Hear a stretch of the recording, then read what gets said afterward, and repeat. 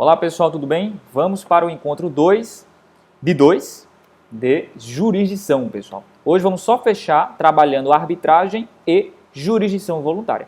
Quanto à arbitragem, adianto logo. Nós não vamos ver as minúcias da arbitragem, vamos ver aqui um panorama geral, como é que ela funciona, enfim. Mas se você quiser saber detalhes da arbitragem, consulte a lei, anotei aqui, 9.307 de 96. Essa é a lei da arbitragem, inclusive, sofreu alterações em 2015 para prever, por exemplo, a possibilidade de arbitragem no âmbito da administração pública. Então, se você vai fazer concurso para procuradorias, enfim, advocacia pública, certamente estas mudanças vão cair, não tenho dúvida. Muito bem. Vamos ver o que é arbitragem. Você já ouviu falar em arbitragem? A arbitragem, pessoal, eu quando ouvi falar pela primeira vez, eu já era formado. Olha só, na faculdade ninguém falou de arbitragem, ninguém dava importância a isso, mas ela é tão genial, essa ideia de arbitragem, quer ver?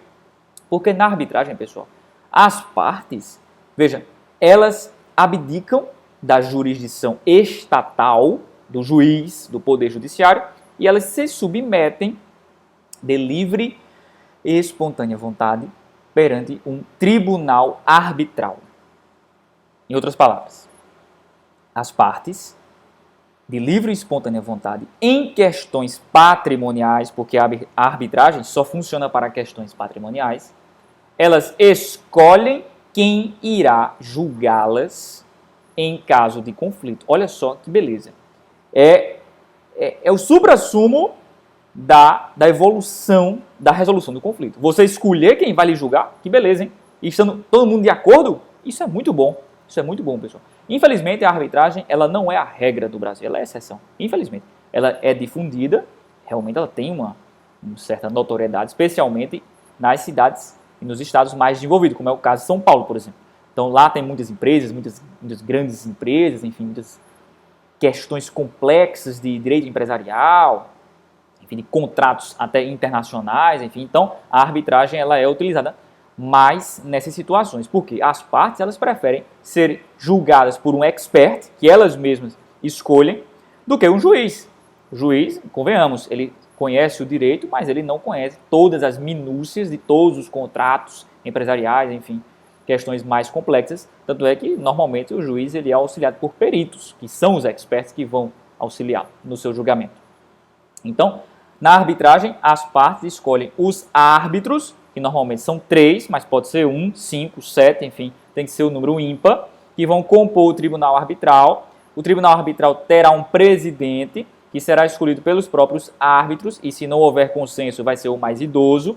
Legal? Essa aí sempre cai em concurso, esse detalhe. As partes também vão escolher as regras que os árbitros vão utilizar. Olha só que beleza. Ou seja, as partes, por exemplo, podem dizer lá, ó, eu quero ser julgado pelo tribunal arbitral, composto por fulano, cicrano e beltrano, por exemplo, composto por Fred Dias Júnior, por Celso Antônio Bandeira de Melo e por Joaquim Barbosa, por exemplo. Já que está aposentado, pode, né? Então vamos supor que todo mundo aceite, pode ser. Pode? Claro que pode. Tudo bem. E eu quero, por exemplo, que esse pessoal aí aplique as normas do direito francês. Posso? Posso. Eu escolho, as próprias partes escolhem até mesmo a regra e o procedimento arbitral. Olha só que legal, que bacana. Pois bem, e como é que é feita essa escolha? Como é que as partes escolhem ser julgadas por um tribunal arbitral? É através do que se chama de convenção de arbitragem. Pessoal, essa escolha é manifestada através da convenção de arbitragem. E a convenção de arbitragem, pessoal, ela é gênero do qual são espécies o compromisso arbitral e a cláusula compromissória. A cláusula compromissória, ela surge dentro de um contrato que prevê, antes que o conflito surja, a galera já diz, as partes, olha, se surgir um conflito, eu quero ser julgado por um tribunal arbitral, pronto. Aqui eu tenho uma cláusula compromissória, ela deve ser escrita e expressa. Aliás, em contrato de adesão tem que vir com letras em negrito, sublinhado, enfim, e a parte deve assinar de lado dela para dar ciência a terceiros que tomou conhecimento daquela cláusula quando assinou o seu contrato de adesão. Tranquilo? Então essa é a cláusula compromissória. Mas também, pense em outra situação. Vamos supor que o conflito já surgiu. E aí depois que o conflito surgiu, as partes chegam a um consenso. Queremos um tribunal arbitral. Nós não queremos ir para o Poder Judiciário. Queremos um tribunal arbitral. Pode? Pode. Esse aqui vai ser o compromisso arbitral. Então veja, a convenção de arbitragem é gênero, do qual são espécies a cláusula compromissória e o compromisso arbitral. Tranquilo? Muito bem. A grande questão, pessoal, a grande polêmica é saber se a arbitragem, se a decisão arbitral é uma decisão jurisdicional. Em outras palavras, será que a arbitragem é jurisdição? Aqui é uma grande polêmica, pessoal. Uma grande polêmica porque nós temos duas correntes fortíssimas na doutrina, uma de um lado e outra do outro. Ou seja, uma corrente diz, não é jurisdição. Não é jurisdição. E nessa corrente nós temos Marinoni, nada mais, nada menos do que Marinoni, Luiz Guilherme Marinoni. E na outra corrente tem uma galera que diz, é jurisdição. Não tenho dúvida, é jurisdição. Aqui nós temos Fred Didier Júnior. Veja só o nível do pessoal que está aí discutindo. Então veja que temos argumentos fortíssimos de um lado e argumentos fortíssimos do outro, pessoal. Então vamos lá, vamos ver todos os argumentos do Marinoni para dizer que arbitragem não é jurisdição. E vamos ver os argumentos do professor Fred Didier Júnior. Eu anotei para vocês, tem uma tabela aí no seu material, então você não precisa ficar anotando tudo que eu vou falar agora, porque está tudo lá. Então, tá a tabelinha, argumento de um e argumento do outro, sempre um rebatendo o outro. Então você não se preocupe em copiar.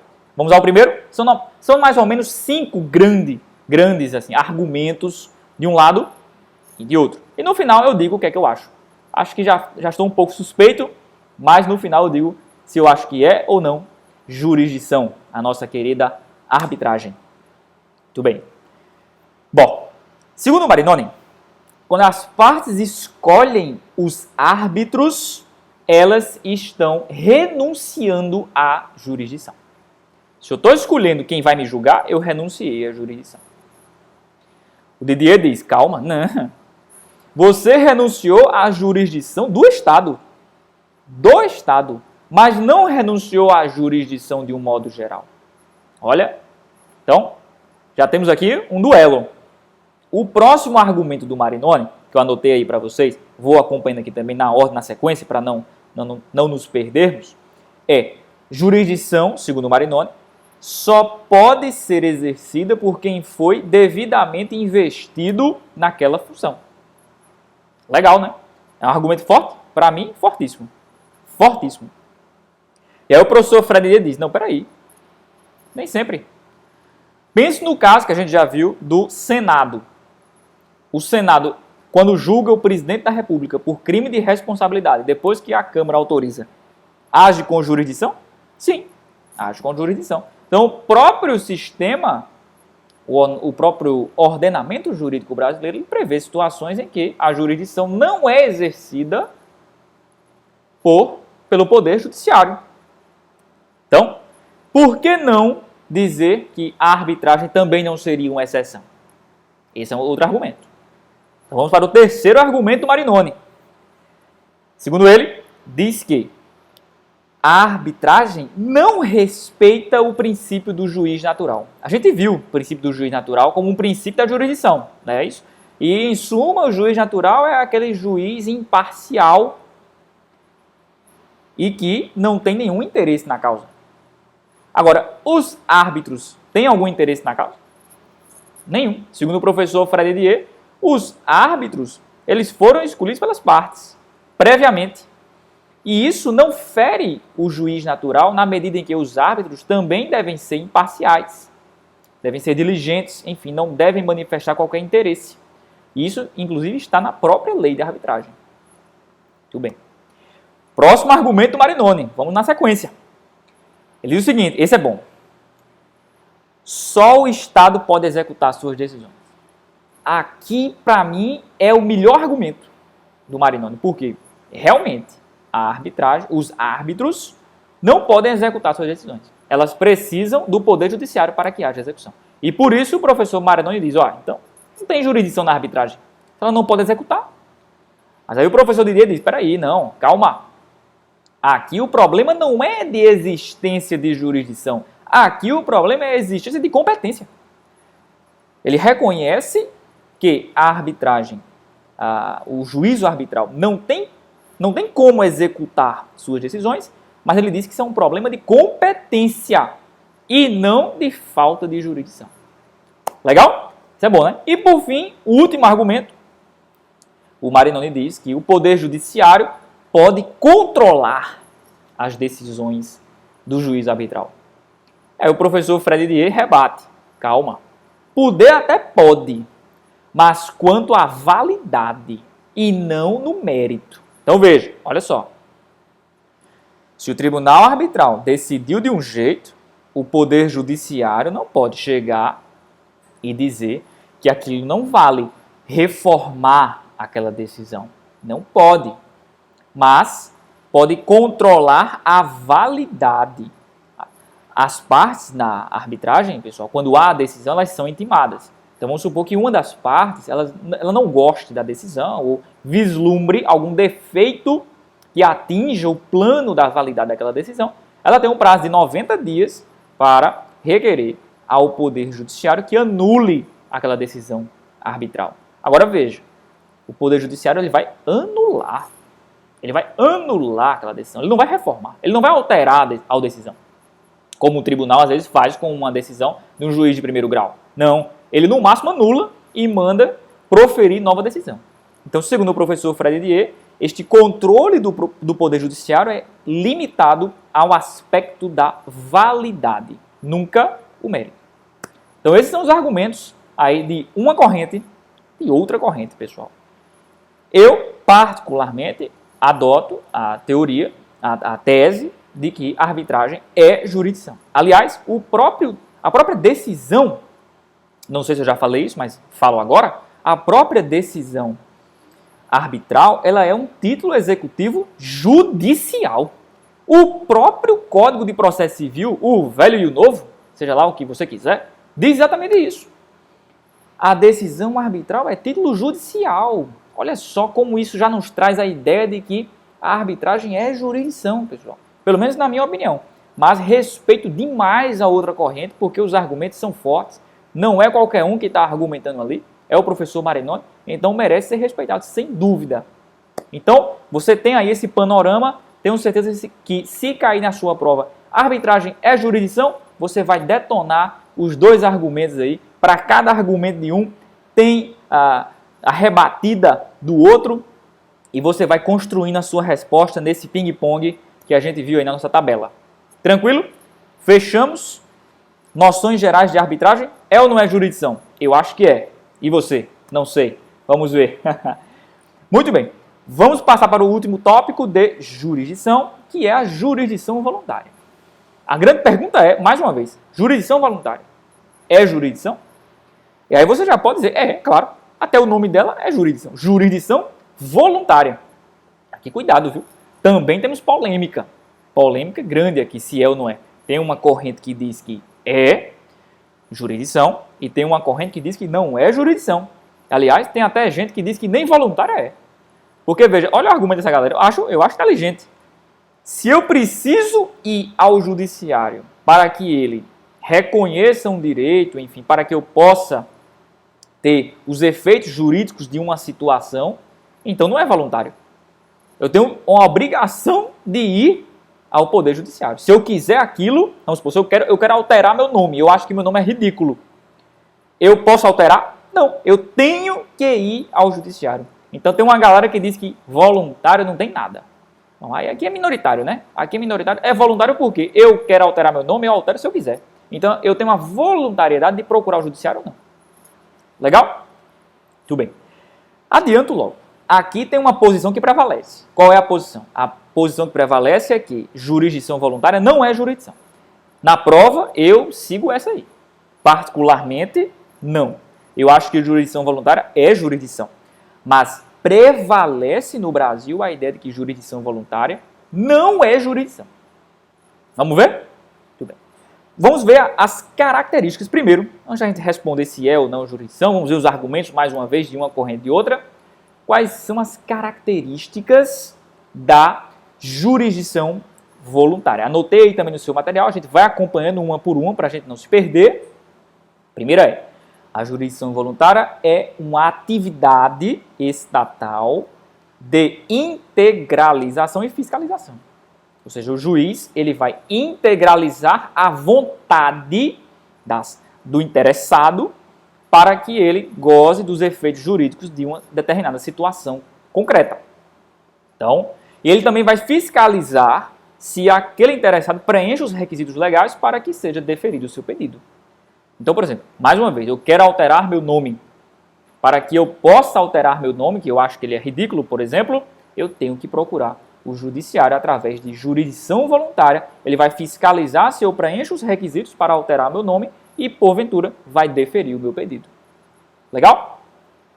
A jurisdição voluntária, pessoal, ela é pautada pelo princípio inquisitivo. E o que é que isso significa? Significa que, ao contrário do modelo adversarial, que é a regra, no modelo inquisitivo, o protagonista é o juiz que comanda tudo. O juiz não fica esperando a manifestação das partes, dos interessados. Ele já toma a iniciativa. Ele toma a iniciativa durante todo o processo, já decide, enfim, ele adapta o processo como ele quiser, como ele achar que deve. Enfim, o juiz é o protagonista da coisa. Então, por isso é que o processo de jurisdição voluntária ele é chamado de inquisitivo. Tranquilo? Bem, a próxima é, na jurisdição voluntária, e aqui temos uma exceção à regra geral, o juiz pode decidir por equidade, pessoal. Equidade. O que é equidade? Equidade é um termo que remonta aos tempos de Aristóteles, que enxergava a equidade como sinônimo de justiça, um sinônimo de justiça material, de igualdade material, aquela ideia de régua de Lesbos, em que as decisões devem ser adaptadas ao caso concreto. Eu não posso estabelecer a priori o que é justo e o que é injusto sem saber do caso concreto. É o caso concreto que vai me dar os elementos para que eu julgue, para que eu estabeleça o que é justo. E quando eu faço isso, eu estou agindo com equidade. Legal? Então, equidade, em linhas gerais, é sinônimo de justiça. O juiz ele pode simplesmente deixar de lado as regras de direito e julgar com base na justiça, que para ele é a justiça do caso concreto. Essa é uma exceção, pessoal, porque na verdade, a regra geral é que o juiz ele julga de acordo com as normas jurídicas já estabelecidas. Ele não julga com equidade. Mas aqui, na jurisdição voluntária, o juiz pode julgar com base na equidade.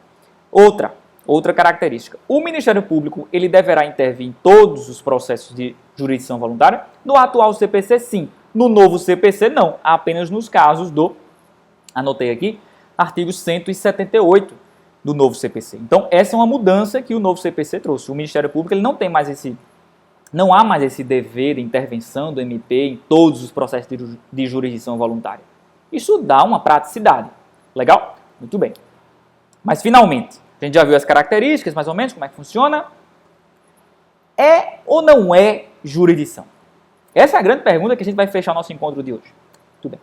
Como eu já disse, há uma polêmica e há uma prevalência da ideia de que jurisdição voluntária não é jurisdição.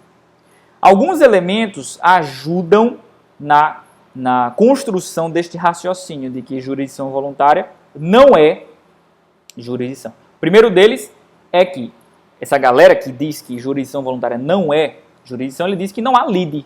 Se não há lide, não há jurisdição. Para esta galera, pessoal, a lide seria pressuposto de jurisdição.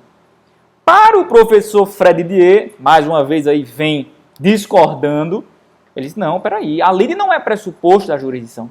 A lide pode ocorrer ou não. E ele dá um exemplo, no caso de interdição, o processo de interdição. Aliás, o processo de interdição vai estar um verdadeiro samba, porque o Estatuto da Pessoa com Deficiência alterou tudo, o novo Código de Processo Civil já vai revogar em março essas alterações, enfim, houve um atropelo legislativo, que a gente vai discutir isso depois, eu ainda estou aqui estudando um pouco sobre isso, para a gente falar, mas enfim, processo de interdição do jeito que ele é hoje. Pode haver lide? Pode. Basta que o interditando não queira ser interditado. Ele tem o direito de se manifestar. Se ele tem o direito de se manifestar e dizer, ei, eu não sou incapaz, não. Então já houve uma lide. A lide, ela pode ocorrer ou não. Ela não é pressuposto da jurisdição, segundo o professor Fred. Segundo essa galera que diz que jurisdição voluntária não é jurisdição, a lide é pressuposto da jurisdição. Eu não concordo com essa galera, eu concordo com o professor Fred. Aqui nesse ponto, com certeza eu concordo com o professor Fred, que lide não é pressuposto de jurisdição. Aqui eu concordo. Muito bem, vamos para o próximo.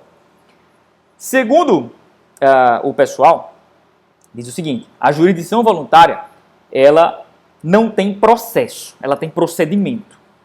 E não tem partes, ela tem interessados. Aqui o professor Fred diz, não, peraí, não. Há processo. Tudo bem que é um processo talvez administrativo, mas é um processo. E sendo um processo, há partes e não meros interessados. Então, tem essas duas. Essas são duas maneiras de ver a mesma coisa. Legal? Finalmente. A ação ou mero requerimento? Para aqueles que dizem que jurisdição voluntária não é jurisdição, não há ação, mas um mero requerimento administrativo. Para o professor Fred, que acha que jurisdição voluntária é jurisdição, há verdadeira ação, pessoal. E, finalmente, para a gente terminar, a grande questão é, a decisão proferida em jurisdição voluntária faz coisa julgada ou não? No atual CPC, pessoal, o artigo 1111, esse é até fácil de decorar, 1111, ele dá margem a duas interpretações. Veja lá, vamos ler o que é que diz, eu até separei aqui, o artigo 1111, vou até colocar aqui no nosso localizar, do nosso Código de Processo Civil atual. Ele diz que a sentença em jurisdição voluntária poderá ser modificada sem prejuízo dos efeitos já produzidos se ocorrerem circunstâncias supervenientes. Aí a galera que diz que jurisdição voluntária não é jurisdição, diz, epa, olha aqui, a sentença poderá ser modificada. Se pode ser modificada, então não faz coisa julgada. Se não faz coisa julgada, não é jurisdição. A gente já viu que uma das características da jurisdição é uma decisão apta a se tornar imodificável. Não foi? Tudo bem. Só que aí, calma. Aí o professor Fred diz, calma, peraí. Olha a parte final. A sentença poderá ser modificada sem prejuízo dos efeitos já produzidos, vírgula, se ocorrerem circunstâncias supervenientes. Então aqui, pessoal, veja só. Se ocorrerem circunstâncias supervenientes, é outra decisão. Aquela decisão que foi tomada com base nos fatos presentes na decisão, ela é imodificável, segundo o professor Fred. Aquilo ali não se muda. Mas se mudarem os fatos, haverá outra decisão que fará outra coisa julgada. Então, por exemplo, pense na ação de alimentos, na revisional de alimentos. Então, quando o juiz lá estabelece que o pai da criança vai pagar aí 2 salários mínimos a títulos de alimentos. Pronto. Essa decisão faz coisa julgada? Faz coisa julgada, pessoal. Mas eu não posso modificar se houver, sei lá, o pai perdeu o emprego, ele não pode ajuizar uma ação revisional? Pode, mas veja, quando o juiz julgar essa ação revisional, ele vai proferir outra decisão com base nos fatos atuais. Aquela decisão que condenou o réu a pagar 2 salários mínimos de alimentos não foi modificada, ela continua, mas para o passado. A partir da decisão da revisional, haverá outra coisa julgada. E o professor Fradier diz que assim também o será em caso de jurisdição voluntária. Vou dar um exemplo. Outro exemplo aqui para a gente fechar. Vamos supor que meu nome, esse aqui foi um exemplo inclusive utilizado pelo professor Fred nas suas aulas. Vamos supor que o nome é Braulio. O nome Braulio é um nome clássico, um nome que sempre foi usado. Só que a partir da década de 90, o nome Braulio começou a ser associado a outra coisa, né? Começou a ser associado aí a talvez um objeto fálico, digamos assim, uma parte do corpo humano masculino. Então, e aí, pessoal, quem se chamava Braulio, vamos supor, sei lá, o meu caso, vamos supor que eu me chamasse Braulio. Pô, eu fiquei indignado, eu ia ficar indignado. Pô, a galera ia ficar tirando onda comigo na rua e tal. Braulio e tal, né? Piadinha sem graça. E aí eu procuro a justiça para modificar o meu nome. Veja, antes da década de 90, se eu procurasse a justiça dizendo que meu nome é Braulio e eu me sinto ofendido com isso, o que é que o juiz ia decidir? Não, meu amigo, o nome Braulio é um nome importantíssimo, inclusive. Há pessoas importantes com esse nome Braulio. Então, vou negar. Negou. Legal. Aí depois, no ano 2000, quando o nome Braulio já está assim, escrachado, né? Aí eu entro, mais uma vez, com outro pedido de jurisdição voluntária para mudar o meu nome. O juiz vai fazer o quê? Ele vai deferir, claro. Então é outra decisão. Aquela que eu entrei lá em 1980, por exemplo, morreu. Agora é outra. Então veja que se a situação fática muda, eu posso ter outra decisão. Então, vamos fechar. Eu, pessoal, particularmente, acredito que jurisdição voluntária é, de fato, jurisdição. Mas, na prova, coloque que isso é minoritário. A posição majoritária é que jurisdição voluntária não é jurisdição, é mera função administrativa exercida pelos juízes. Legal? Gente, espero que tenham gostado. Fechamos jurisdição. Acredito que a gente viu aí a grande maioria dos assuntos. E nos encontramos no próximo. Valeu e tchau, tchau, pessoal.